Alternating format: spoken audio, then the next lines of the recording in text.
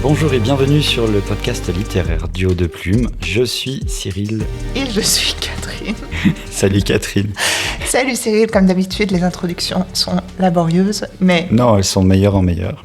Oui, enfin voilà, puis c'est la première de la journée. Donc, mais comme ça, nos auditeurs savent qu'il y a un avant l'enregistrement qui existe. Et un après avec le bêtisier. Oui.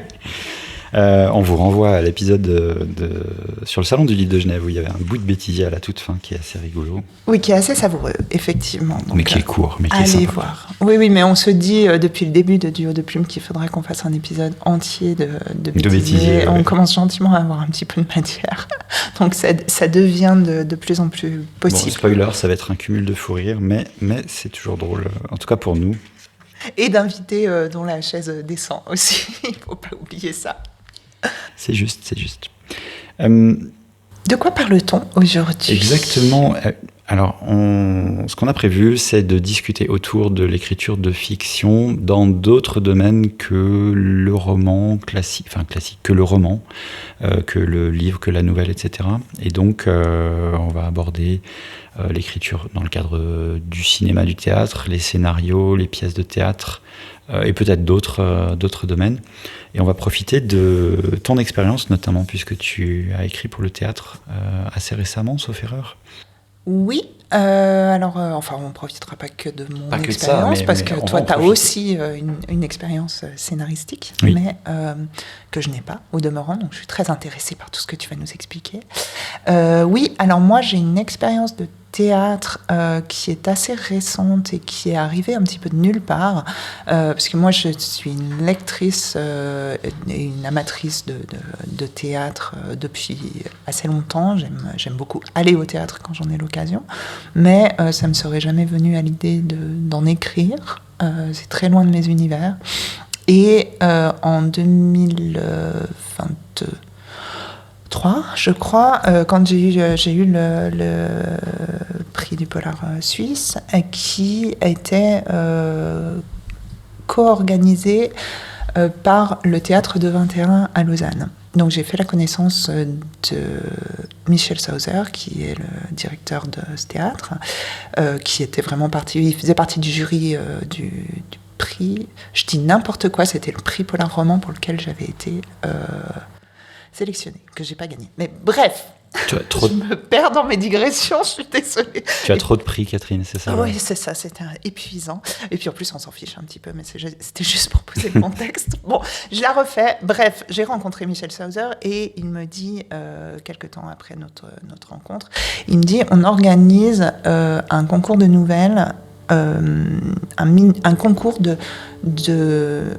mini-pièces de théâtre noires. Et je voudrais que tu participes. Et je me dis, pas du tout en vérité, parce que d'abord je suis occupée, et puis j'ai aucune expérience dans le domaine, ça ne me branche pas particulièrement, et donc je réponds non. Donc il insiste, et puis comme chacun sait, si on me demande 2 fois le même truc, en général je dis oui, et je pense qu'il n'avait compris. Donc je me suis retrouvée à écrire effectivement une pièce de théâtre qui était, alors c'était quelque chose d'assez court, ça devait être une pièce d'une 20aine de minutes, qui le prix était que la pièce soit mise en scène par la troupe du 2-21. Et ma pièce a fait partie des lauréats. Il y a eu 3 pièces. Il y a eu 6 pièces lauréates et il y en a eu 3 qui ont été jouées au festival du Polar. Comment il s'appelle déjà ce truc ? Lausannoir, qui n'existe plus mais qui était festival littéraire de noir de Lausanne en 2023. Donc c'était des pièces qui étaient écrites mais jouées qu'une fois ? Alors, elles ont été jouées. Alors, pendant le festival, elles ont été jouées à plusieurs reprises et il y a eu une reprise de date, toujours par la même troupe, dans d'autres endroits, mais à Lausanne toujours, quelques temps après. Alors, c'était quand même prévu pour le festival et pour quelque chose d'assez spécifique, on va dire. Et puis il y a eu un recueil qui est sorti, qui a été édité par BSN Press, où il y avait cette fois les 3 pièces qui avaient été jouées et les 3 autres qui n'avaient pas été jouées mais qui avaient quand même été sélectionnées par le jury. Donc ça s'appelle Courte pièce noire, je crois. Et c'est le recueil des textes, en fait. Donc ça a été ma première expérience. J'ai vraiment beaucoup aimé faire ça. Qu'est-ce qui est différent pour ton travail d'écriture, finalement, comment tu t'y prends, etc. Est-ce que c'est très technique? Est-ce qu'il y a un format particulier? Comment t'as fait déjà? Parce que ta première intuition, c'était de dire non, je sais pas faire. Oui. C'est ce que tu dis. Donc, en fait, alors après, tout dépend. Je pense que tout dépend si tu as un peu une culture théâtrale ou si tu n'en as pas. Si tu n'es jamais allé voir une pièce de théâtre et que tu n'en as jamais lu, c'est nécessairement un peu plus compliqué. Bon, c'était quand même pas mon cas. Donc on sait qu'essentiellement, le théâtre, c'est jouer. Donc on parle essentiellement de dialogue. Je pense que c'est très certainement assez similaire à l'écriture de scénario, quoi. On est dans le dialogue, on est dans poser le décor avec toutes les indications scéniques et les didascalies. Poser le décor, poser quel personnage parle, faire un listing au début des personnages qui vont intervenir dans la pièce, et puis la découper. Moi, quand j'écris du théâtre, j'ai toujours une vision déjà du décor, comment ça va se passer, comment je vais faire vivre cette pièce avec les personnages qui rentrent, les personnages qui sortent, quel est le décor, comment est-ce qu'ils interagissent avec le décor et comment ils interagissent entre eux. En gardant aussi à l'esprit la règle du théâtre classique, la règle des 3 unités, unité de temps, unité de lieu et unité d'action. Même dans des pièces modernes, il faut quand même l'avoir en tête quelque part dans la tête. C'est-à-dire que, bien entendu, tu vas raconter une histoire qui va se passer sur un laps de temps relativement court, où il y aura peu de références à des éléments qui sont absents, ou alors ça va être le point d'orgue justement de la pièce, de faire référence par exemple à un événement qui va se produire ou à un événement qui vient de se produire et qui va être au cœur de ton intrigue et un élément majeur de la narration, mais ça va pas être comme dans un roman où tu peux t'amuser sur un plan temporel, faire des flashbacks, faire des tas d'allers-retours. Au théâtre, tu peux pas faire ça, tu es dans l'instantanéité. Et ça, c'est très différent de ce qu'on fait dans un roman. Ça se rapproche un peu de la nouvelle, quelque part, même si tu peux faire ces écarts dans le temps dans une nouvelle, mais il y a un côté condensé de l'espace et du temps. Il y a surtout tu dois vraiment la fameuse règle du show don't tell, qu'on rappelle souvent et qui est quand même un assez bon conseil, je pense, d'écriture, à savoir, plutôt que de faire des descriptions à n'en plus finir, faire passer soit dans l'action du personnage, soit dans ce qu'il va dire, les informations essentielles, pour que ce soit plus léger. Ça atteint son paroxysme dans l'écriture théâtrale, puisque tu ne vas pas avoir... toutes tes indications scéniques, elles ne sont pas accessibles au spectateur. Le spectateur, il a juste la mise en scène, et ensuite le message qui va être passé par les comédiens ou dans les dialogues. Donc ça t'oblige à... Donc c'est assez différent de la nouvelle, où dans la nouvelle, même si c'est un texte court, et ça va être sur... En effet, en termes de temporalité, tu vas prendre une tranche de vie assez souvent, et un moment qui commence à telle heure, qui finit à telle heure, sur quelque chose d'assez court. Quoique pas toujours, mais tu as beaucoup d'introspection possible, tu as beaucoup de descriptions possibles, tu as même beaucoup de nouvelles où, comme il y a peu de personnages, il y a souvent peu de dialogue. Enfin, moi en tout cas, dans les nouvelles que je lis ou que j'écris, non, c'est assez différent, je pense. Parce que là, c'est le dialogue qui est au centre, en fait. Oui, c'est ça, c'est ce que j'allais apporter. Là, il y a beaucoup plus de dialogue. En fait, Il y a quasiment tout est supporté par le dialogue. Que du dialogue, et après, parce qu'en plus, les indications scéniques, alors tu peux faire un petit peu ce que tu veux, c'est-à-dire que tu peux dire, bon ben voilà, le personnage il entre, il y a une porte à gauche, le personnage il rentre, il y a une petite table, il va s'asseoir au bureau, il se met à écrire, deuxième personnage qui rentre, et hop, le dialogue démarre. Ça, c'est tes indications scéniques de début d'acte, de début de scène. Et alors, moi, je les marque toujours, mais après, le metteur en scène, il est libre de le faire ou pas. Et à quel point il faut être précis là dans ces descriptions? Alors, je crois qu'il n'y a pas de règle particulière. Il y a des auteurs de théâtre qui vont faire des descriptions extrêmement précises de chaque action du comédien qui est détaillée, et puis il y en a d'autres, ça va être brut, il va y avoir 3 lignes au départ pour dire on est dans un appartement avec une décoration haussmannienne, admettons, c'est telle période de l'histoire pour qu'on ait une indication sur les costumes, le look des choses, voilà, le contexte historique peut-être, et puis on y va. Je dirais que, à mon avis, les indications scéniques, elles sont presque plus pour l'auteur, pour toi te mettre dans... En tout cas, moi, c'est souvent ça. C'est-à-dire, je fais pas mal d'indications, mais elles sont pour moi, pour raconter mon décor, me raconter à moi-même comment est le décor. Et après, le metteur en scène, derrière, il fait ce qu'il veut et il respecte ou il respecte pas. De toute façon, quand tu regardes les adaptations théâtrales, là, je suis allée dernièrement à Paris et j'ai vu une adaptation au théâtre de Cyrano de Bergerac. Bon, je ne suis pas en train de me comparer à Cyrano de Bergerac ni à Edmond Rostand, mais ce que je veux dire, c'est que l'adaptation que j'ai vue était une adaptation relativement moderne, avec un décor très minimaliste. J'ai beaucoup aimé. Bon, c'était quand même en costume, mais c'était vraiment spartiate. T'avais une table, t'avais un escalier dans un coin, et puis voilà. Et puis après, t'as quelquefois des décors qui sont beaucoup plus riches, beaucoup plus traditionnels, et ça fonctionne aussi. Mais ça, c'est là. Et puis, tu vas aussi avoir des extrapolations par certains metteurs en scène qui, pour une pièce qui est censée se passer au XVIIe siècle, vont la jouer en costume moderne, parce que c'est un parti pris de mise en scène. Le décor, ça reste une indication pour le spectateur, mais tout se passe dans les dialogues et dans le jeu des personnages. Donc finalement, le reste est laissé à l'imagination du lecteur, du spectateur.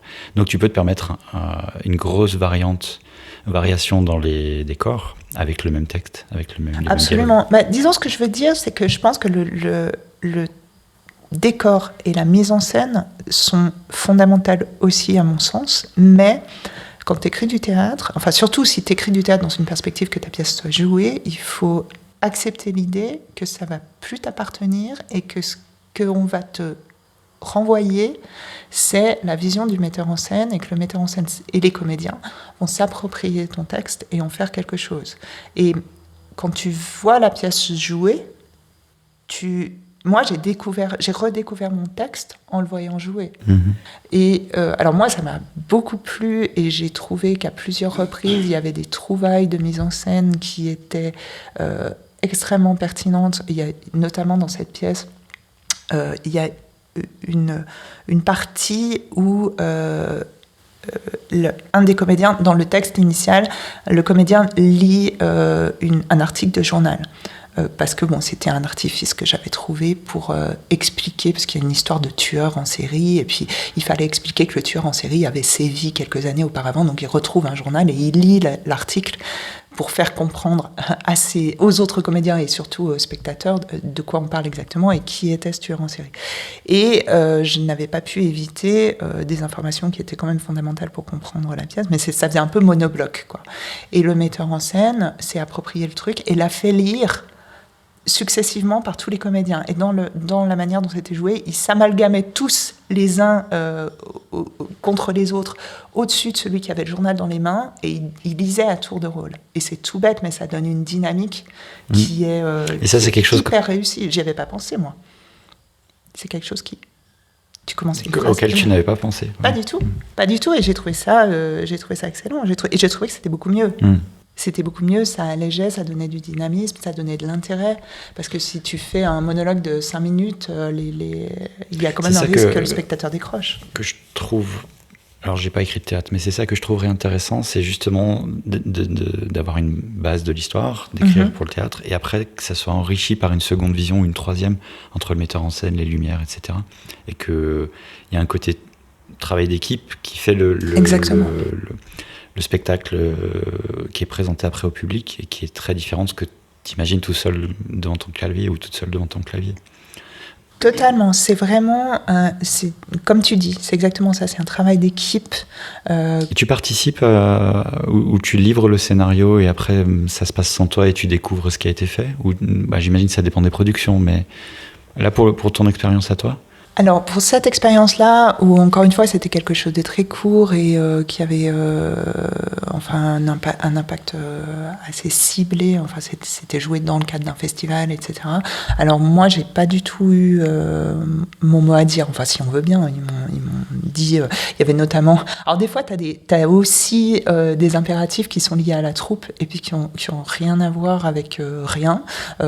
Par exemple, le metteur en scène, il me passe un coup de fil et puis il me dit, ouais, alors tel personnage, bon, j'ai un problème parce que j'avais écrit le texte pour un homme et puis il avait pas ça en magasin en fait parce qu'il avait plus de comédiennes. Voilà, j'ai plus d'hommes. Donc si, alors il m'a dit, mais en fait il y avait juste pas le choix. Mais il m'a dit, est-ce que tu vois un inconvénient? C'était le tenancier du bar, ça se passe dans un café à Lausanne, donc est devenu une tenancière parce que il avait pas assez de comédiens hommes, tout simplement. Et ça, t'as pas ton mot à dire, entre guillemets, puis je veux dire, c'est les nécessités qui font que tu vas avoir des fois des nécessités de locaux ou des nécessités de temps de pièces où on va pas forcément te consulter parce que, de toute façon, on peut pas faire autrement. Donc, encore une fois, tu acceptes. Alors, tu peux décider que tu es croché sur le truc et que tu veux tout savoir, mais je pense que ça va les embêter plus qu'autre chose. Et leur métier, c'est pas le tien, quoi. Donc, moi j'ai un côté assez cool. Après... Moi, je pensais que tu avais un cadre prédéfini dans lequel il fallait que tu fasses rentrer ton texte, un peu comme un appel à texte. C'est-à-dire, on a prévu une pièce, mais elle va durer entre 45 et 55 minutes, etc. Et puis tu dois faire rentrer là-dedans. Oui, alors ça j'ai eu pour ma deuxième expérience, là c'était encore autre chose parce que j'ai été sollicitée pour écrire le texte d'une comédie musicale qui, à l'heure où l'épisode de Duo de Plume sera diffusé, elle aura déjà été jouée parce que c'est début juin, donc je ne fais pas la promo. Mais cela dit, vous l'avez raté ou vous y êtes allé. Quel dommage. Voilà, quel dommage. Si vous l'avez raté, si vous y êtes allé, dites-nous ce que vous en avez pensé. Exactement, ça s'appelle The Circus Factory et c'est joué du 6 au 8 juin donc 2025 à Moudon. Et alors, je te coupe juste. Comédie musicale, théâtre, pour toi, c'est même écriture? Alors, en l'occurrence, justement, là, on est sur le paroxysme du travail d'équipe. Parce que là, on m'a demandé... Moi, initialement, on est venu me chercher en me disant, voilà, on va faire une comédie musicale, c'est sur tel thème, il faut tant de personnages, et il va y avoir ces chansons. Il y a des chansons, c'est dans l'univers du cirque, donc il y a des numéros de cirque, il y a de la chorégraphie, et il y a une partie théâtre. Donc toi, tu avais déjà ces pièces mouvantes avant de commencer ton travail d'écriture? C'est-à-dire, je savais qu'il y aurait ça. Oui. Et moi, les contraintes que j'avais, c'est une comédie musicale sur le thème des comédies musicales. Inception. C'est un peu ça, c'est la mise en abîme de fou. Et donc, je vois en fait, celle qui dirige le projet, c'est celle qui fait aussi tout ce qui est chorégraphie et danse, etc. Et donc, quand on se rencontre la première fois, elle me dit, voilà, on va faire... C'est quelqu'un, elle est formidable. C'est une amie à moi, elle est suisse-allemande, elle a un enthousiasme, et elle part dans tous les sens, et elle se met à partir dans tous les sens en me disant, on va faire une super comédie musicale avec les comédies musicales, et elle me cite les comédies musicales dont on extrait des personnages, et tous ces personnages vont se rencontrer. Et en gros, j'en connais aucune. Enfin bon, elle me cite Hamilton. Moi, je suis pas très comédie musicale, donc les comédies musicales Hamilton, je connais pas. Qu'est-ce qu'il y a encore comme enfin, je sais plus. Enfin, tout un tas de trucs que je connais pas. Et je me dis, waouh, ça va être juste compliqué parce que je connais pas du tout ces univers. Mais elle voulait ça, donc on a discuté, on s'est rencontrés, on a discuté un petit peu. Après, bien évidemment, j'ai eu un gros travail de documentation pour aller voir les comédies musicales en question et voir ce que je pouvais faire avec ces personnages pour les faire interagir ensemble.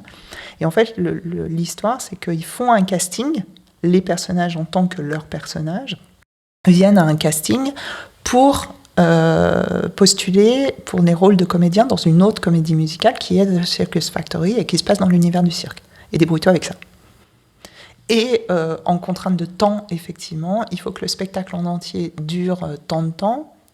Il faut qu'il y ait des chansons dedans qui sont extraites des autres comédies musicales et que tu arrives quand même à faire une histoire au milieu. Et donc, c'était un petit peu...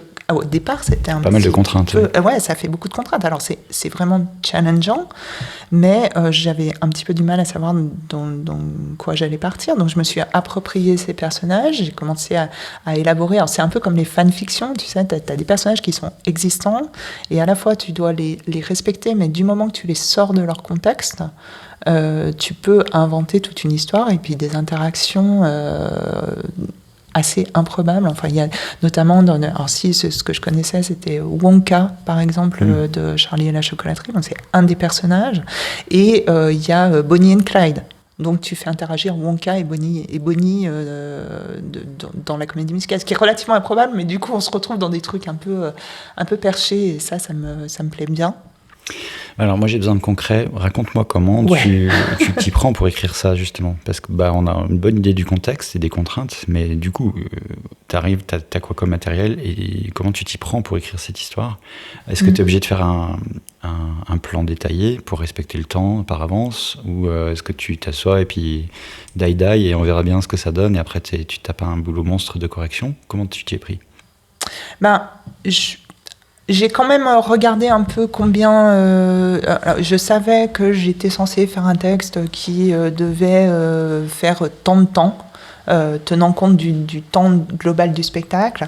Donc, j'ai regardé déjà ce que ça représentait en termes de contraintes de mots pour savoir un peu la longueur de mon texte que je pouvais faire. Et puis après, je suis partie des personnages qu'on m'avait imposés. Et je les ai fait jouer ensemble. Donc ça, c'est le boulot de l'écrivain. C'est-à-dire, tu commences à te dire, lui, qu'est-ce qui pourrait lui arriver? Tu regardes par rapport à ses aspirations. Hamilton, c'est un des pères fondateurs des États-Unis. Donc, le gars militaire qui est vraiment avec un rôle de héros, avec le patriotisme chevillé au corps, voilà, et qui une certaine abnégation pour faire son devoir patriotique, et qui se retrouve à postuler pour un rôle de trapéziste, tu vois. Donc, quand t'es écrivain, tu te dis, oh, génial. Et puis, un petit côté farfelu. Il y a ce petit côté farfelu qui me plaît bien, mais tout en gardant une cohérence globale. Et j'ai vu comment est-ce que je pouvais faire travailler les personnages tous ensemble. Donc, ça m'a fait, au départ, une première version de la pièce où il y avait des interactions qui fonctionnaient très bien, avec quelque chose d'assez, à la fois assez drôle, assez des passages émouvants, des passages d'action, mais où, arrivé à la fin, donc j'ai proposé ça au metteur en scène et puis à la directrice du projet, et après on a discuté. Et en fait, on s'est tous aperçus que c'était bien, mais il n'y avait pas forcément une intention très nette. On voyait pas où ils allaient. Il se passait des trucs, mais voilà. Donc la leader du projet m'a dit, moi ce que j'aimerais bien, c'est qu'il y ait une histoire d'amour entre tel personnage et tel personnage. Alors j'ai dit, ouais, c'est une bonne idée, comme ça on voit une intention et on met ces personnages au premier plan, sachant que j'avais pas du tout prévu dans ma première version, il n'y avait pas du tout d'histoire d'amour entre eux. Bon, ok. Donc je réécris le truc. Deuxième version, et puis on fait un brainstorming du coup ce coup-ci avec le metteur en scène, et c'est plus facile parce que le metteur en scène, forcément c'est un homme de théâtre, donc on avait plus une discussion sur le texte et sur justement l'intention narrative, parce que la directrice de théâtre, elle est la directrice du spectacle, elle est dans le visuel, elle est danseuse, elle est chorégraphe, donc elle une autre façon de penser les choses. C'est une autre façon de penser, mais c'est hyper complémentaire. Mais elle me disait par exemple, on a un cheval, Donc, il faut une scène avec un cheval. Donc, le cheval, on peut imaginer. Et puis, elle vit son truc. Le cheval, il rentre. Et puis, après, il fait un cabré et tout. Et puis, toi, t'es là. OK. Très bien, mais comment? J'en fais quoi? Mais comment? Je dis non, mais ça va être super. Et donc après, avec le metteur en scène, tu dis bon, ok. Alors, elle veut un cheval. Où est-ce qu'on lui met le cheval? Pourquoi est-ce qu'il est là? Etc. Et on a ensuite rediscuté avec le metteur en scène et trouvé plein d'idées parce que là, c'était un brainstorming. C'était pendant 2-3 heures. On a repris le texte en se disant ah, mais là, lui, ça pourrait être le frère caché de telle personne. Donc, on a densifié l'intrigue. Qui manquait peut-être un petit peu de corps, un petit peu d'émotion. Donc je dis super, je réécris. Et là je lui dis mais avec tout ce qu'on a discuté, ça risque de faire long parce que bon, il faut écrire tout ça.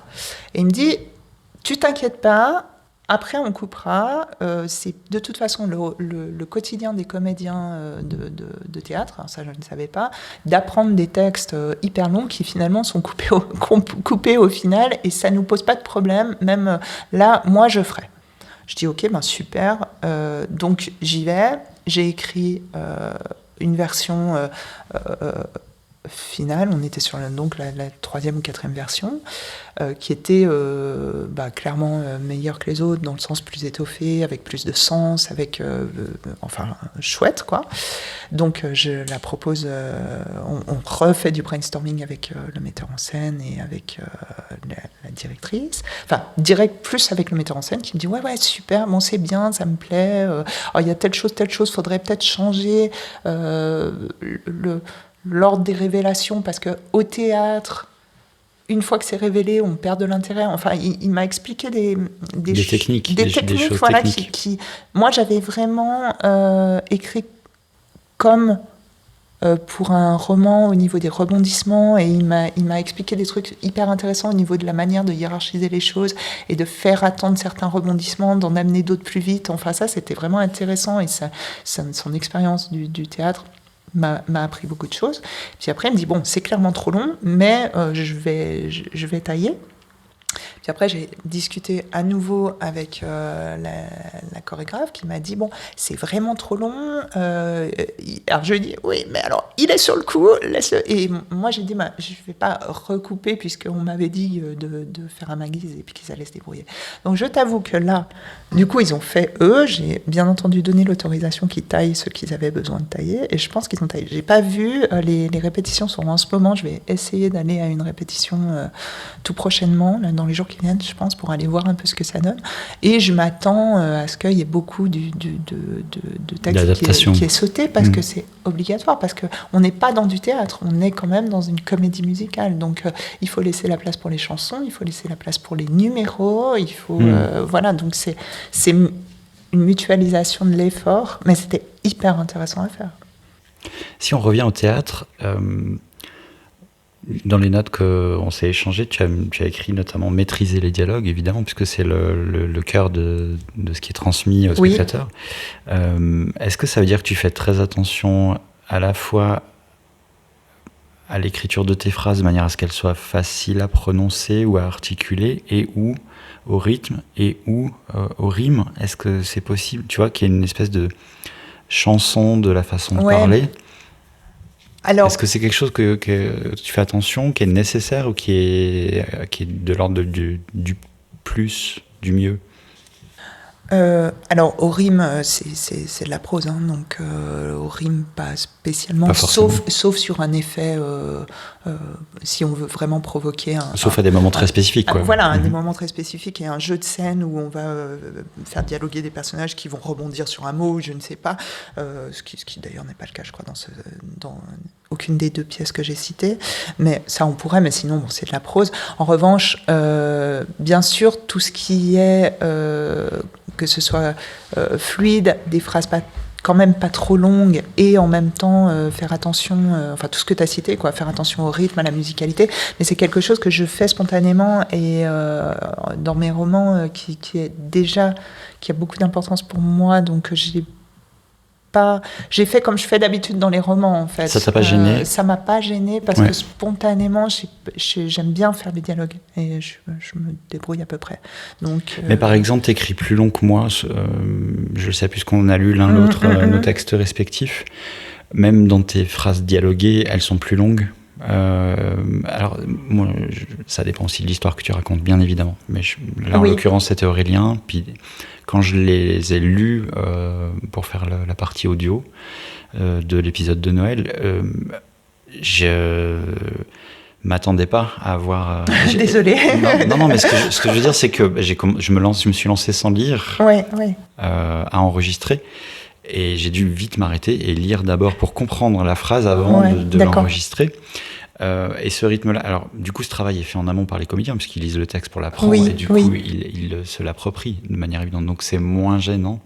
Mais c'est pour ça que je posais la question. C'est-à-dire, est-ce que par exemple, un metteur en scène aime lui dire il faut que tu raccourcisses tes phrases, ou il faut que tu les allonges, ou tu vois, est-ce qu'il y a un côté rythmique comme ça, ou non, c'est vraiment libre et tu peux laisser libre cours à ton imagination. Alors, j'ai pas eu de remarque à ce point de vue. Après, effectivement, je pense que j'ai une manière d'écrire qui est très chaloupée.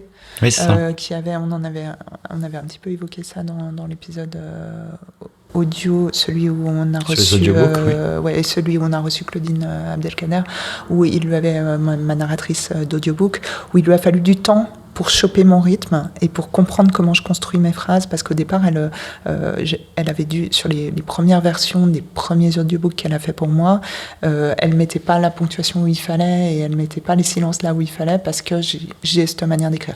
Je pense cependant que spontanément, pour cette pièce-là, j'ai fait plus court, j'imagine. Quoique, ça dépend. Écoute, je sais pas. En tout cas, bon, de toute façon, en même temps, on te sollicite pour ce genre de choses parce que aussi t'as un style à toi. Alors, si ça se trouve, quand je vais voir la pièce jouer, ils ont tout changé. C'est possible aussi, je sais pas. Mais oui, il faut pas faire trop long. Il faut que ça reste compréhensible. C'est-à-dire que si tu fais des parenthèses dans la parenthèse, à l'oral, c'est compliqué, quoi. Donc, ce que tu es en train de dire aussi, c'est que finalement, les dialogues, ils sont pas vraiment différents de ce que tu ferais dans un roman. Ben, pas tellement, je crois. Okay. Pas tellement. Après, c'est juste de réfléchir. Parce que moi, en plus, j'aime bien les scènes de groupe et j'aime bien les dialogues où ça fuse un peu de toutes parts. Donc ça, au théâtre, ça fonctionne assez bien. Mais, pardon, j'arrive sur des trucs un peu techniques, mais par exemple, quand tu écris un roman, tu dis une partie de dialogue, virgule pensa-t-il, virgule énervé, poursuite du dialogue, dit-il en claquant la porte, tu vois. Est-ce que c'est des choses que tu écris aussi au théâtre, ou comment ça se passe pour alors ça fait les indicateurs pour le comédien finalement? Oui, alors les indications scéniques, j'en mets pas mal. Et après, elles sont respectées ou pas, parce qu'encore une fois, le comédien s'approprie. Puis t'as le metteur en scène qui repasse. Oui. Alors, la manière, techniquement, dont je fais, c'est que, si tu as lu du théâtre, tu vois, c'est-à-dire qu'à chaque début de ligne, tu mets le nom de la personne qui va parler, en italique. Voilà, Cyril, entre parenthèses, un peu énervé, fermez la parenthèse, 2 points. Et, c'est comme les scénarios de films, en fait, d'accord. Alors, je pense. Mais habile transition, parce qu'on parle que de moi, et voilà. Mais justement, c'est ce qu'on se disait en off, parce que toi, ton expérience sur les autres médias que le livre avec des pages, c'est plutôt scénario. En fait, j'ai commencé par ça. C'est ce qui m'a amené à redécouvrir mon écriture et l'écriture de romans. Mais oui, j'ai commencé par écrire des scénarios, coaché par un professeur d'écriture de scénario, si ça existe. Enfin oui, ça existe en l'occurrence, qui était à l'école de cinéma de Lyon, dans un contexte professionnel, donc de santé, mais qui nous permettait d'écrire de la fiction.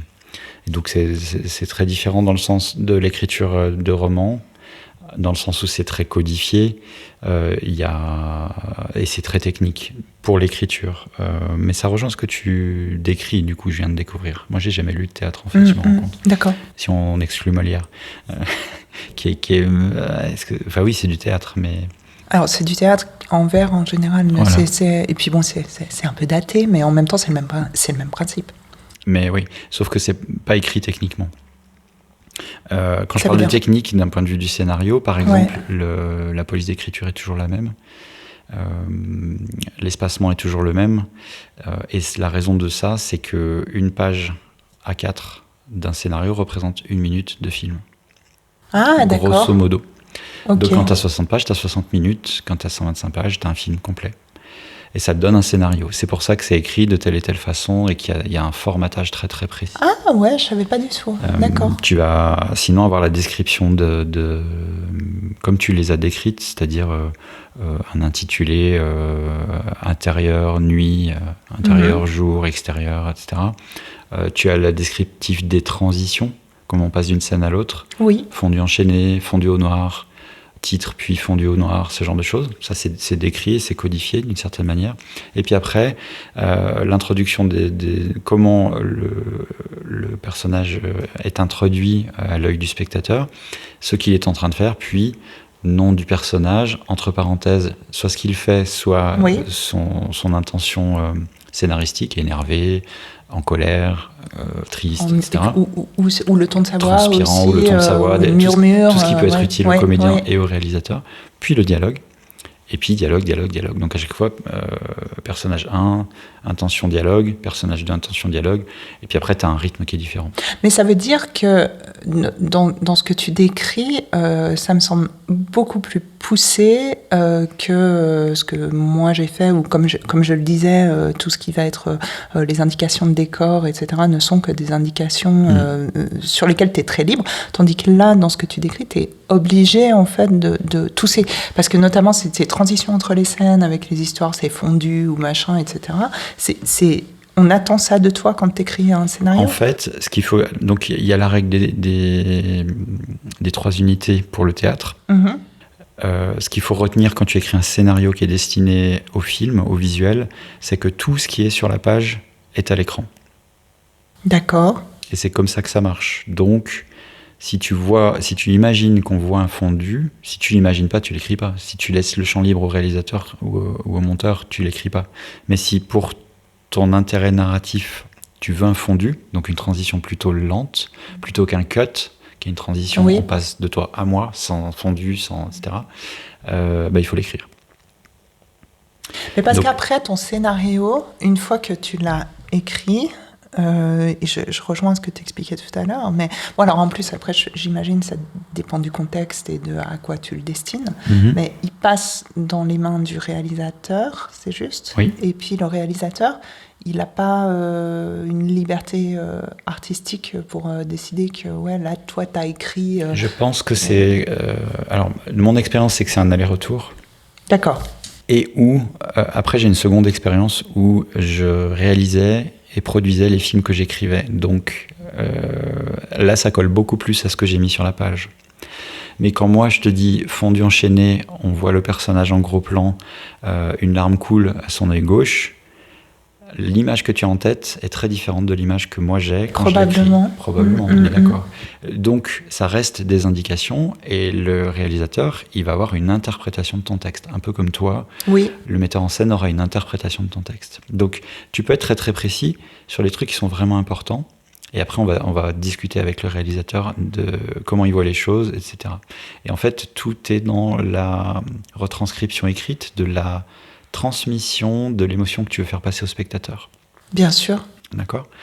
Parce qu'en plus de ça, après, tu as aussi, en général, un directeur lumière, un chef opérateur, etc., qui va aussi créer des choses.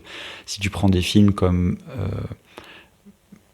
Blade Runner, je reviens sur la science-fiction, mais Blade Runner, il y a une grosse teinte orangée à un moment sur le film qui transmet une émotion non descriptive au spectateur, mais quand tu vois un truc qui est constamment orange, que tout est coloré orange, tu as une autre émotion que si tu voyais du bleu et du sombre.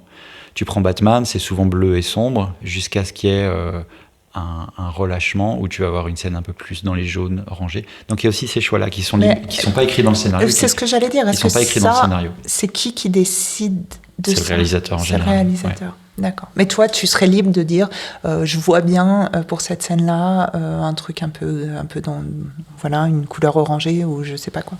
Alors tu peux le dire, mais tu pourras pas l'écrire dans le scénario. Ah. Sauf si c'est absolument nécessaire. Et je vois pas de raison pour lesquelles ça serait absolument nécessaire. Tout autant que de faire un fondu ou un machin, c'est pas absolument nécessaire. Tu te trompes d'intention parce que si dans ta tête, l'orange veut dire quelque chose, peut-être que tu as tort. C'est mon cas notamment parce que je suis daltonien. Donc, oui, alors oui, c'est vrai. Bah oui.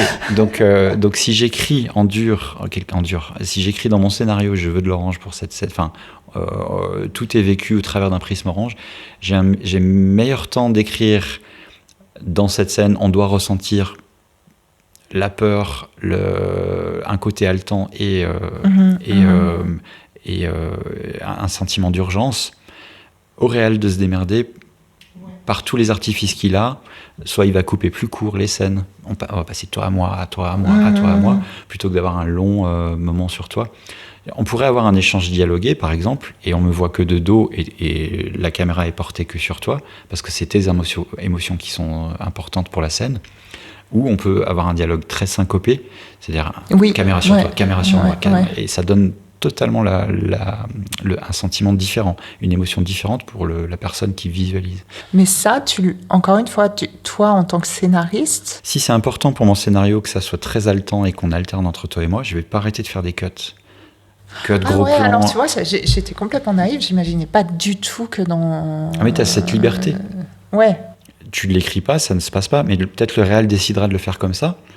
En faisant gros plan sur toi, gros plan sur moi, ou ça peut être gros plan sur toi et puis un plan très large de l'endroit où on est, parce que c'est un composant du scénario, c'est un des personnages, par exemple le lieu, ça peut être un des personnages.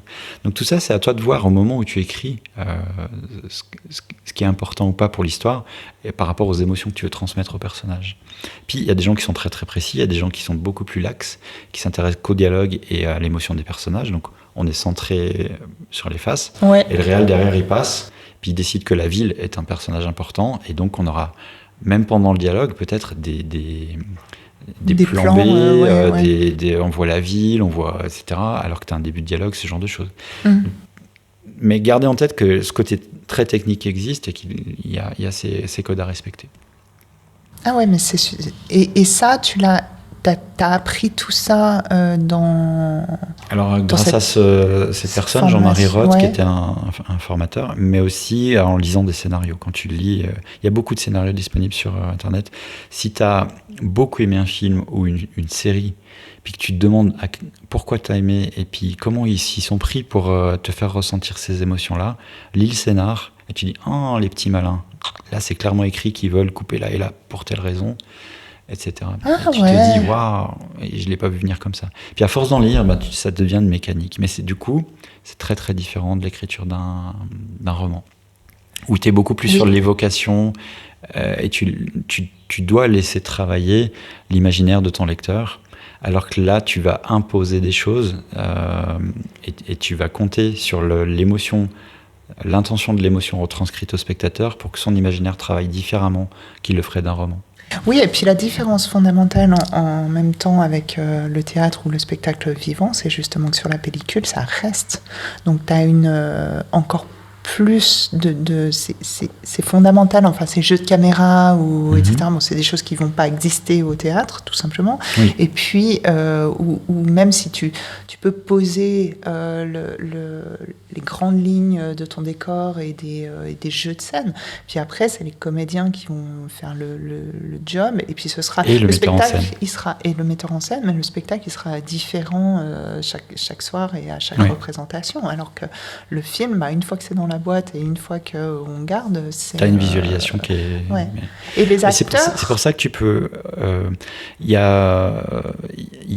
à Cannes, là, est sorti un film qui est le dernier film d'un réalisateur qui est décédé juste avant de pouvoir réaliser son film, mais qui travaille ces trois potes qui ont grandi dans le cinéma, qui font des films qui sont tous primés, etc. Mais il voulait réaliser un dernier film, assisté de ses deux autres amis, et ses amis ont fini par... Donc ils ont tout écrit ensemble, mais il est décédé avant de faire le tournage.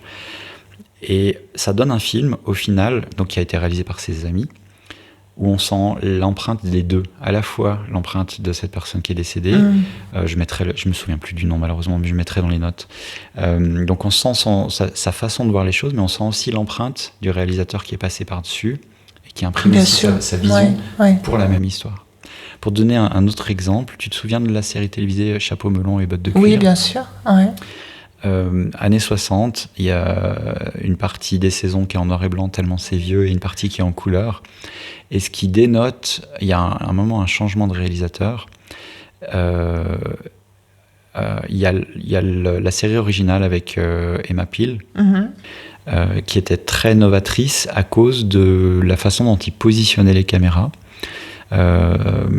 Et qui donnait un sentiment de malaise au spectateur. C'est-à-dire qu'en gros, le dialogue qu'on a là, toi et moi, on peut poser les caméras comme on l'a fait, c'est-à-dire on voit un bout de moi et un gros plan sur toi qui est en train de parler, et inversement, puis on dialogue entre ces deux espaces. Et eux, ils ont posé des caméras avec des angles improbables. Soit tu es très au-dessus de la personne et on te voit comme si tu étais très grand et que tu voyais une personne beaucoup plus petite en train de parler, soit depuis très en bas. Voire on alterne les deux comme ça. Et tu imposes au spectateur un sentiment de puissance, par exemple pour la personne qui est au-dessus, un sentiment de faiblesse pour la personne qui est en dessous, qui est en train de regarder. Et il joue beaucoup avec ces angles-là. Et le fait de les alterner, ça fait un malaise. Il y a aussi des scènes où tu veux rajouter au côté glauque, eh bien, ils ont filmé un panoramique qui va de droite à gauche plutôt que de gauche à droite. En Occident, on lit de gauche à droite. Ça nous semble très naturel de voir un mouvement comme ça. Quand tu l'inverses, imperceptiblement, il y a un sentiment de malaise qui s'installe et qui n'est dû que parce que tu le vois de droite à gauche, alors que c'est la même scène. Il se passe la même chose. Réfléchi. C'est incroyable. Tout est réfléchi dans ce cadre-là, dans le film. Et donc, l'écriture est la base de ça. Donc, tu peux avoir ces notes d'intention au travers du texte que tu écris, en gardant en tête que tout ce que tu vois sur la page sera à l'image normalement. Le corollaire de ça, c'est que tu peux pas te permettre des choses. Par exemple, on fait exploser une ville, c'est très facile à faire en fiction. Oui. Tu peux décrire des millions de morts, etc., des blasts, des voitures qui volent, qui explosent, etc. Quand il faut le passer en film, il y a le budget qui passe. Et là, quoique maintenant, tu as les effets spéciaux. Ça coûte quand même cher, les effets spéciaux. Il faut bien discuter. Et il y a des scènes que tu peux pas représenter.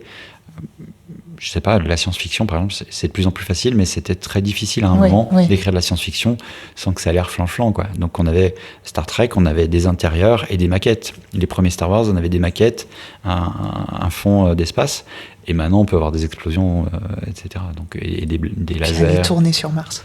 Et on peut... non, mais tu vois, donc la technique permet plus de choses, mais elle a quand même un coût. Et c'est pour ça qu'il faut aussi rester très humble quand tu écris un scénario.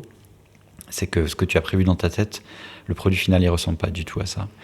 Oui, alors là, c'est encore pire qu'au théâtre. Ça rejoint le théâtre quand même. On vient de te dire, on n'a pas pu avoir Mélanie Laurent, ça sera Laurent Doutet. Tu me réécris tout pour que le personnage principal, c'est un gars. Et puis finalement, il n'est pas quarantenaire bobo, il a 55 ans et puis il est aigri parce que ça correspond mieux. Et tu dois tout refaire, quoi. Donc, et ça, c'est qui te dit ça? C'est le réalisateur? C'est la prod, c'est les sous. Ah ouais. Oui, mais alors du coup, ton histoire, il y a plus. Il faut juste être prêt à lâcher des choses. Histoire, quoi. Bon, après, ça me rappelle ce que nous disait Nicolas Feutz quand il est venu. Exactement. Où il y a certains de ses romans qui sont actuellement, je pense, en cours de tournage pour devenir une mini-série. Et ce qu'il nous expliquait, qu'il était... alors, c'est pas lui qui écrit le scénario, il me semble. Hein, le scénario est écrit à partir de ses romans, mais il est quand même consulté, mais en fait, ça s'éloigne totalement de l'histoire initiale. On verra, on croise les doigts pour que ça se développe, mais par exemple, je crois que c'est adapté pour les pays nordiques. Or, il a écrit un truc qui était en Suisse, donc il y a plein de choses qui vont... Mais il y a plein de choses... il disait, plus ou moins... Enfin, c'est poussé à l'extrême, parce qu'il disait plus ou moins qu'au final, on se retrouvait avec... ils ont gardé le titre, le nom du héros, et puis vaguement l'intrigue, mais de loin, quoi. Bon, là, mais là, c'est peut-être un mauvais exemple aussi, puisque lui ne participe pas à l'écriture du scénario. Donc, je pense que si tu participes à l'écriture du scénario... C'est sur l'idée que... Le produit final doit être un film. Le travail d'écriture du scénario, c'est un des premiers trucs qui est fait.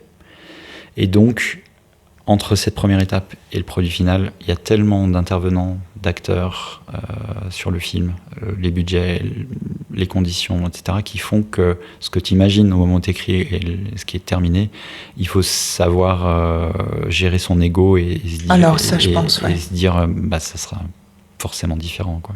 Sauf si tu maîtrises, sauf si tu es Alexandre Astier. Parce que là, tu maîtrises tout de A à Z, il veut faire comme ça. Son scénario, c'est lui qui réalise, c'est lui qui produit aussi. Donc, quand il écrit son scénario, il sait déjà combien ça va coûter. Et donc, il sait s'il pourra le faire ou pas. Donc, il adapte son truc. Ouais, mais parce que il est il y a aussi le fait d'être dans le métier à la base, peut-être, et puis de connaître sur le bout des doigts tous les intervenants. Enfin, et c'est vrai que à la fois, quand je t'écoute, je me dis, je pense que avoir son roman adapté pour le grand écran ou même le petit, c'est une espèce de fantasme que beaucoup d'écrivains ont. Mais quand je t'écoute, je me dis, oh là là, mais j'aurais pas envie de me lancer là-dedans. Oh là là là là. C'est très particulier, Ouais. mais j'ai trouvé ça, moi, très intéressant. Et ça m'a amené à l'écriture de romans.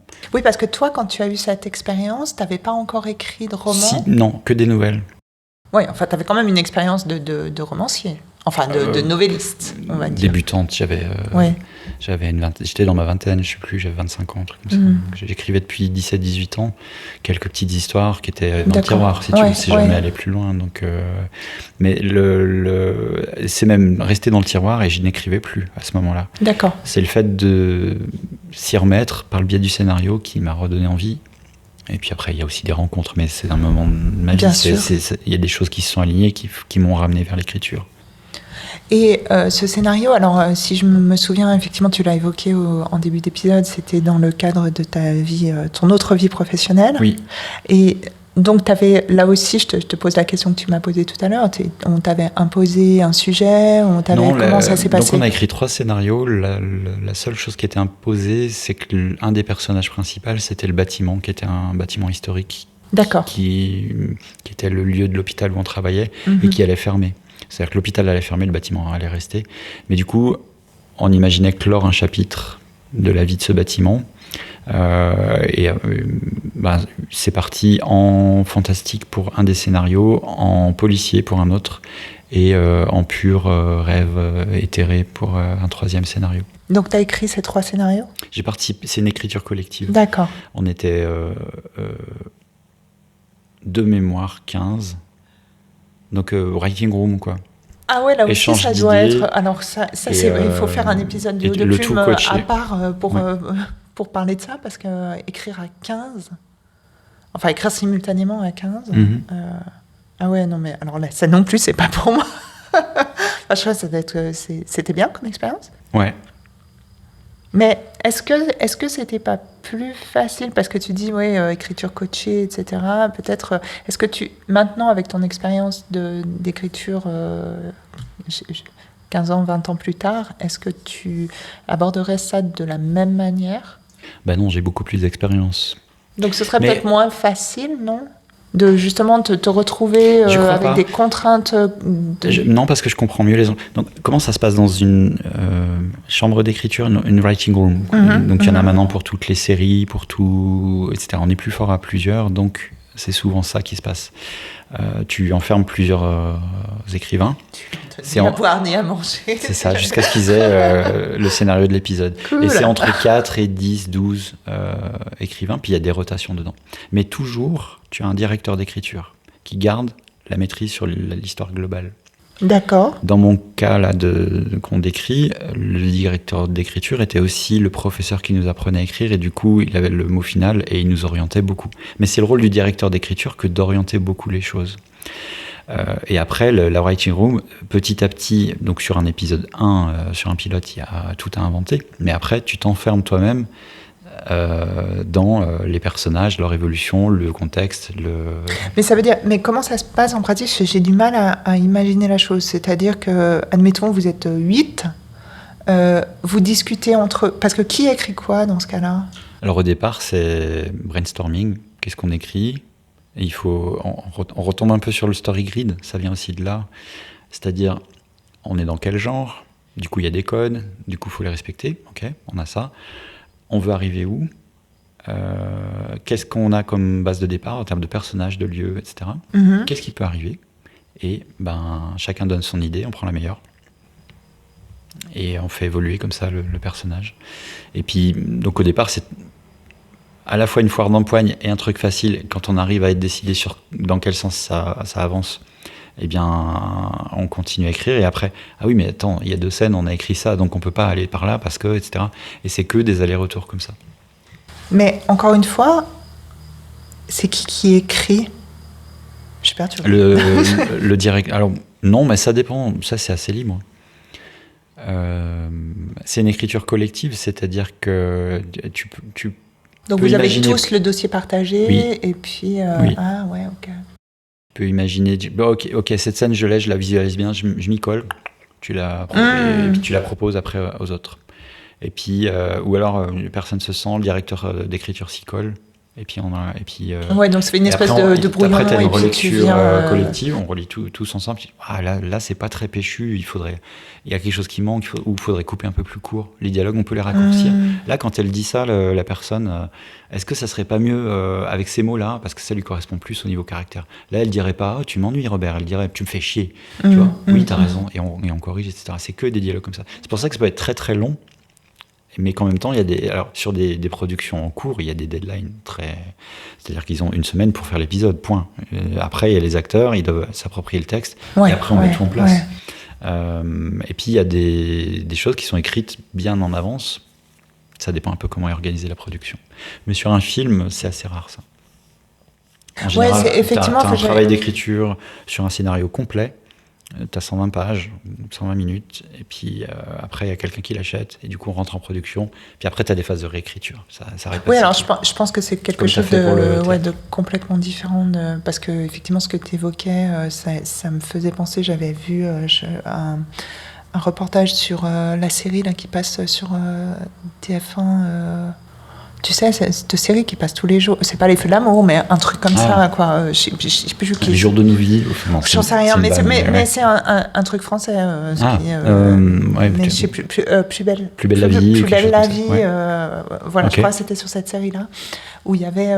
Bon, j'ai jamais vu la série, mais c'est tous les jours en fait. Oui. Et c'est des courtes scènes de plusieurs personnages qui, je crois que ça se passe à Marseille, et ils sont dans un quartier, puis il leur arrive des trucs, et en fait quoi, c'est tous les jours, et effectivement il y avait la réunion t'as les co-scénaristes qui sont 10, qui sont effectivement ce truc enfermé dans la pièce, et qui se regardent et qui disent ok, alors qui on tue aujourd'hui, qu'est-ce qu'on fait comme en plus le propre de ces séries, c'est que c'est des séquences hyper courtes, des scènes hyper courtes avec des rebondissements dans tous les sens, donc et ils doivent rendre leur texte, et c'est joué dans la foulée. Enfin, il y a une rapidité à livrer ton texte. Enfin, quand tu vois, nous, en tant qu'écrivains, le temps qu'on met, même pour les plus rapides d'entre nous, quand même, à écrire une histoire, à la peaufiner. Là, c'est vraiment de l'instantané. C'est aussi pour ça qu'ils sont plusieurs. C'est parce que, tu m'étonnes. C'est aussi la difficulté, parce qu'il y a le ménage avec les égos de chacun, toutes les petites crises que tu peux imaginer dans ce genre de truc. Quelqu'un qui prend au final la décision, c'est pour ça qu'il y a un directeur d'écriture, parce qu'au final il faut taper le point et dire bon, maintenant c'est bon, on l'écrit comme ça, parce que il y a beaucoup de contraintes, il y a des contraintes financières. Mais au-delà de ça, si on écrivait un texte, t'as déjà écrit un texte à 4 mains, en général tu es enrichi par l'autre. Oui. Et vice versa. Oui, mais tout ce que j'ai écrit, c'était une alternance. Ce que je trouve assez fascinant, c'est tout le monde est sur la même scène.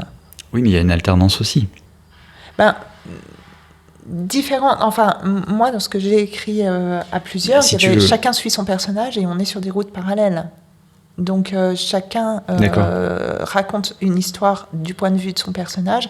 Évidemment, il y a des interactions entre les deux personnages, mais elles sont pas anecdotiques, mais elles n'influent pas la ligne de chaque personnage tant que ça, en fait, par rapport à la... Donc c'est une façon de faire, mais il y a aussi la façon, un chapitre après l'autre, par exemple, et c'est le même personnage, ou les mêmes personnages. Ça existe aussi, et tu bénéficies de l'écriture de l'autre, et tout l'art de... c'est ce qu'on fait feu de ces... Et Volteneur, récemment, avec leur bouquin Ultimatum, va essayer de repérer qui a écrit quoi. C'est bien foutu à la fin, tu sais pas, finalement. C'est un roman très cohérent. Et la difficulté, elle est là aussi, mais à force de travailler l'un avec l'autre. Là, en l'occurrence, c'est pas séquentiel et chacun chez soi. Ils sont tous ensemble dans la même pièce. Donc il y a C'est aussi ça. un côté où ils se connaissent, Bien sûr. etc. Oui, c'est ça. Et tu apprends à savoir comment l'autre écrit, comment il réagit, et tu écris aussi parfois un peu pour l'autre pour provoquer sa réaction, et t'as ces allers-retours, et c'est ça qui génère quelque chose qui est probablement plus puissant que si tu étais seul à écrire ton truc. Et à contrario, ce que ça m'évoque aussi, mais ça c'est plutôt le côté peut-être négatif de l'exercice. Quelque chose vient de tomber, mais quoi, je ne sais pas. On ne sait pas, mais voilà, le chat a l'air en alerte. À voir. Bref, le côté négatif de l'exercice peut peut-être être justement dans cette instantanéité quand tu écris le scénario d'une production en cours dans les séries, etc. Peut-être ça explique pourquoi parfois au bout de 2 saisons, 3 saisons, ça s'essouffle un peu ou ça part dans des directions qui sont complexes à récupérer pour... Enfin, même pour l'histoire globale. Ouais, des fois tu te dis, mais tu as pourquoi en général une rotation sur des scénaristes, oui. D'accord. C'est-à-dire que sur les saisons, tu as plusieurs... Il y en a un ou deux qui font toutes les saisons, c'est assez rare. Parce qu'il y a une espèce de hiérarchie aussi. On parle des shows américains, là. Il y a aussi une espèce de hiérarchie. Tu as premier écrivain, un deuxième... Enfin, tu vois, il y a des gens qui sont là depuis la saison 1, puis qui ont plus leur mot à dire, parce que c'est aussi logique, ils connaissent bien les personnages, ce qui s'est passé avant, etc. T'en as qui arrivent tout frais là-dedans, et qui connaissent moins, mais du coup qui ont des idées neuves, et puis il faut... Oui, mais justement, qui peut-être... moi, ce que je trouve des fois dans certaines séries, je pense notamment à la série Fringe, qui est une série qui a une bonne dizaine d'années maintenant, où je crois qu'il y a eu 3 ou 4 saisons. 5, on sent le fan. Non, mais je l'ai vu. Oui, alors moi je l'ai vu aussi, mais tu vois, je me souvenais plus combien de saisons. Mais elle a beaucoup évolué depuis le début. Et c'est ça, et la dernière saison, moi j'ai trouvé que c'est un vaste n'importe quoi. Ouais. Il y a des incohérences de scénario qui sont totales. Il y a des portes ouvertes où alors on avait l'impression qu'ils étaient partis pour continuer et qu'on leur a coupé l'herbe sous le pied, mais il y a quand même des incohérences de scénario qui sont énorme où un personnage qui disparaît ou qui se retrouve dans un autre monde, mais c'est incohérent. Et moi qui ne suis pas très critique, j'ai trouvé incohérent et je me suis dit, est-ce que c'est pas, en t'écoutant, je me dis, est-ce que c'est pas qu'ils se sont emballés et puis qu'ils ont perdu de vue l'intention de départ parce que peut-être il y a pas que d'autres qui l'avaient... Toutes les autres contraintes financières, est-ce qu'on est renouvelé pour la saison suivante, est-ce que les acteurs restent, etc. Ce qui font que ces pressions font ça. Tu regardes la plupart des shows qui durent, il y a ça. C'est très difficile de finir une série avec plusieurs saisons de manière cohérente, correcte, etc. Tout le monde a envie que ça dure parce que y a aussi ça rend du pognon, quoi, quelque part. C'est pour ça qu'ils le font aussi. Donc ces contraintes-là font que il y a très peu de séries qui terminent bien. Tu prends Lost.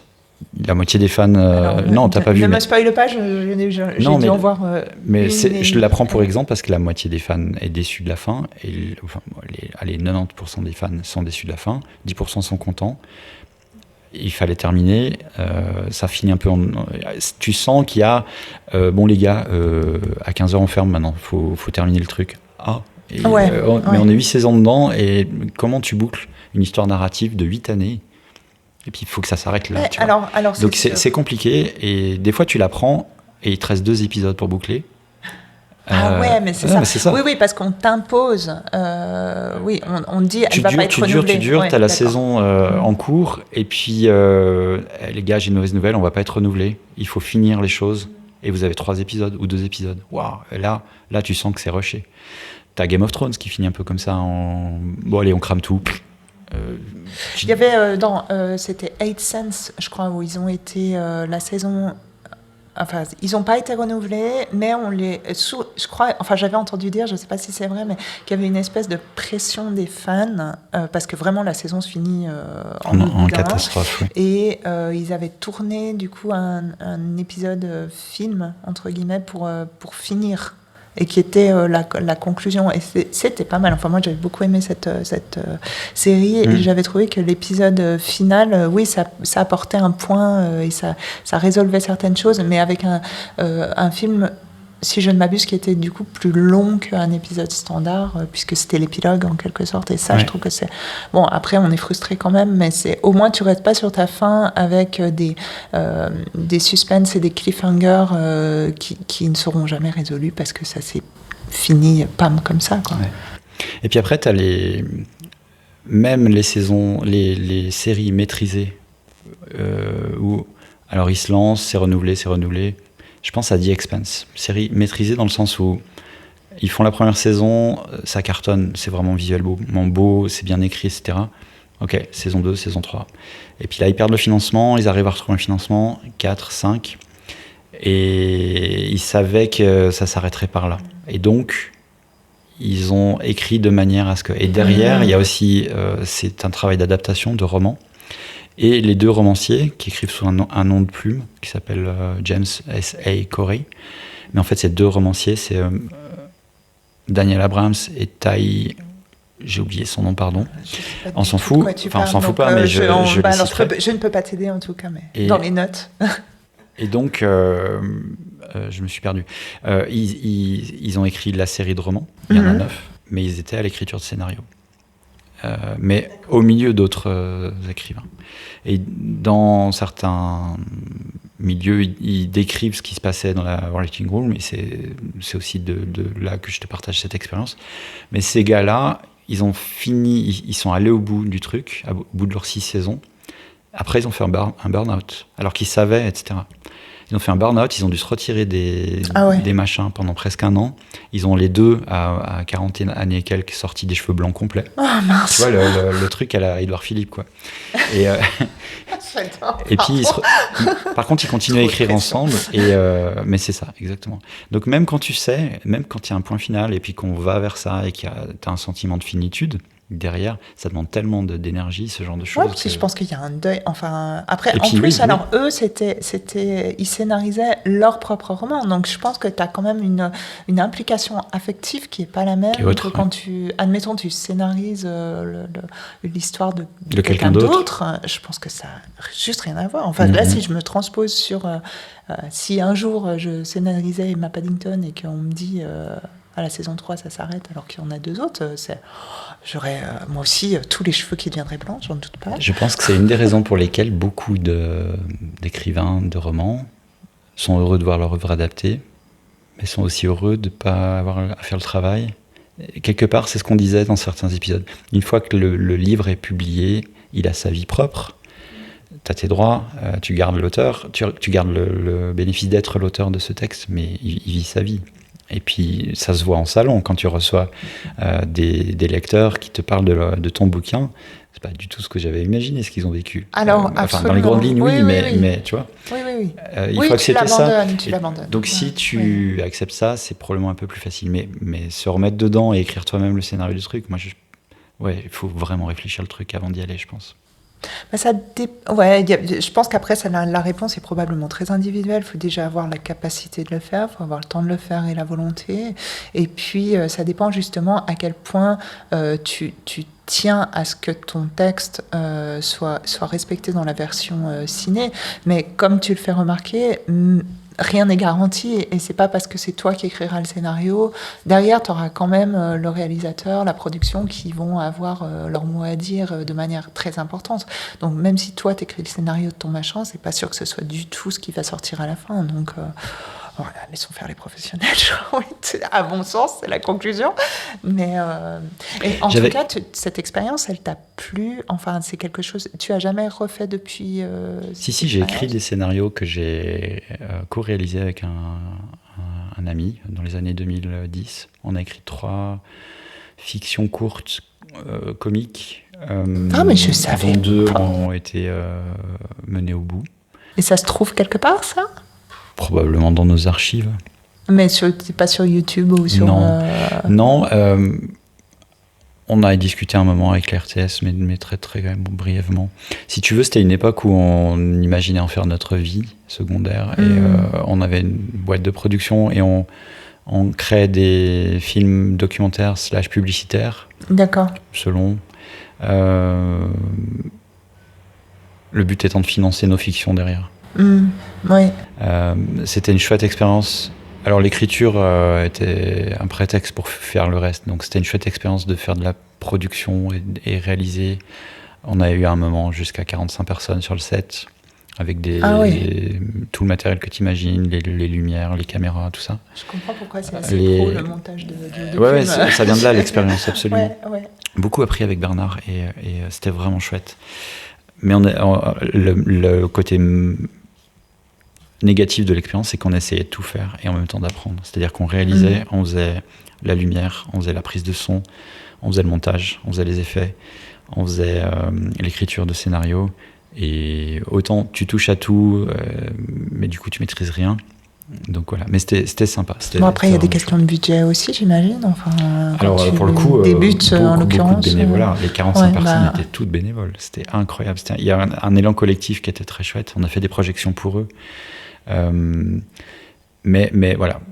Oui, il y a un moment, fait. Et puis ça a capoté parce que autant on était bon là-dedans et dans l'écriture, autant on était très mauvais en marketing et donc on n'a pas su se vendre sur le marché qui se développait à l'époque.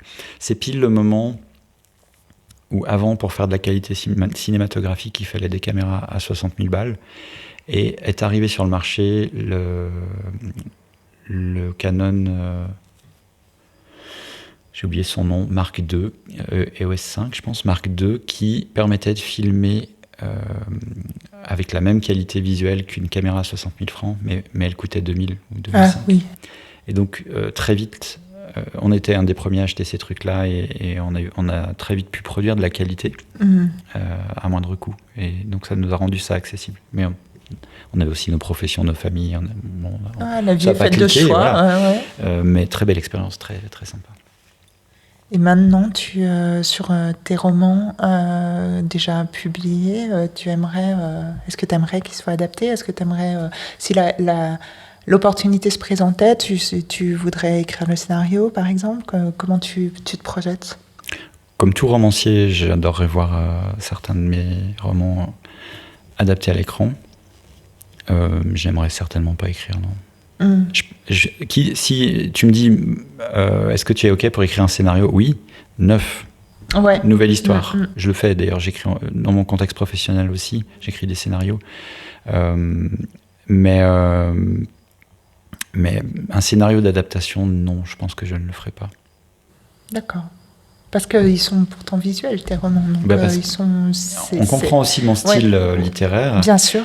C'est parce que mon fond, il est visuel. Il vient de la réalisation, de la prod, de la production audiovisuelle. Mais ouais. Alors, bon, on va peut-être conclure parce qu'on arrive 1h10 d'épisode, ce qui n'est pas très grave. On a nos auditeurs qui nous disent qu'ils aiment les formats longs. On nous a dit qu'on avait le droit. On a abordé le théâtre, on a abordé le scénario pour les arts visuels, en tout cas. Téléciné, on va dire essentiellement. Le cinéma, etc. On n'a pas parlé du jeu vidéo, mais je n'ai pas d'expérience. Et moi non plus.